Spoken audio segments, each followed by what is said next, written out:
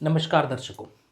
Video number 7 के पहले part में हमने देखा था ये चित्र और हमने समझा था 7 ग्रहों के बारे में, लेकिन वहां पे हमसे 2 ग्रह रह गए थे और वो है राहु और केतु।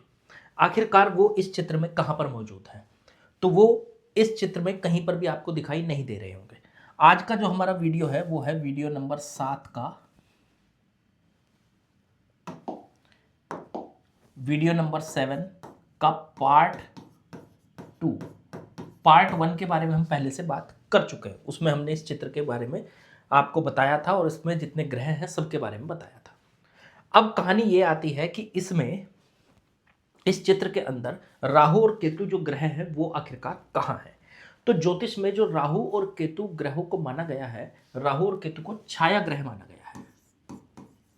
राहु और केतु जो हैं वो छाया ग्रह होते हैं।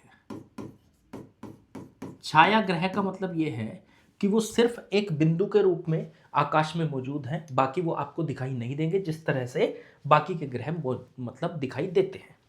तो आखिरकार वो बिंदु है कहाँ फिर? तो पृथ्वी जो है वो सूर्य का चक्कर लगाती है। देखो ये रहा सूर्य, ये रही पृथ्वी। पृथ्वी ऐसे सूर्य का चक्कर लगा रही है।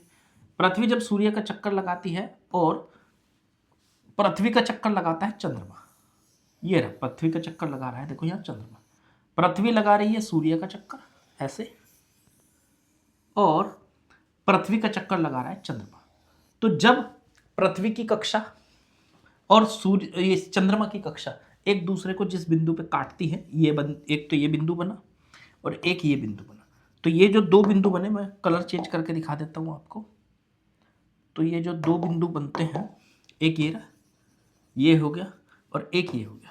तो याद रखो, पृथ्वी जब सूर्य का चक्कर लगाती है तो पृथ्वी की ये कक्षा हो गई। तो पृथ्वी की कक्षा तथा चंद्रमा जब पृथ्वी का चक्कर लगाता है तो चंद्रमा की कक्षा, दोनों कक्षाएं एक दूसरे को 2 बिंदुओं पर काटती हैं।